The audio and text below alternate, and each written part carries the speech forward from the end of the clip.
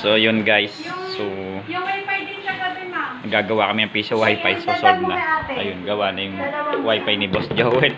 So, ito, guys, oh, bigay sa amin. Napakasarap na daing. Sa mga naghahanap po ng fresh daing, napakasarap. Dito po ito sa Barangay Labak kay Sir Joel sa may Bliss. So, dito po, sulit na sulit po tayo. Napakamura lang. At ask nyo lang sila, ibigay po ko sa inyo yung contact nila. Nagbebenta po sila ng mga daing. Sulit na sulit, napakasarap. Tapos, okay na po yung piso wifi. Bago po lahat, mag-shoutout ko po muna yung bumugbog sa amin kagabi. Si Kuya Noli. Kuya Noli, binigla mo naman kami. Sabi mo, 2 bendo. Hindi naman 10. So, yun. So, yung nangyari, nabugbog po kami.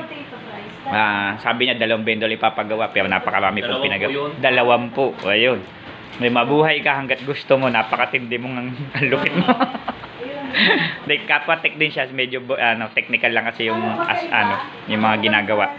Anyway, ay okay na po yung piso wifi dito kay Kuya Joel. Mga tropa, yung mga malulupit. Ayan, sila yung mga may-ari. So, yun. So, sulit na yung kanilang piso wifi. So, mamaya-maya po ay kita-kita po tayo dyan sa Calle Sena. Kay nanay ni Kapitan ng Labak. Estilo Hardware sa Belmont. Kay Ma'am Mary Jane, Belmont din. Kay Ate Judith sa Timalan, Concepcion, Tramo.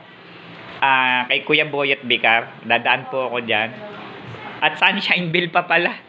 Kay may Ate Rose, doon po, dadaan po kami dyan, so tatapusin. At kay Ate Adi, so dami ko pa pong atraso, bahala na sa amin si Batman. Sige po, PC mo gawa mo, don't forget to subscribe. Maraming salamat po.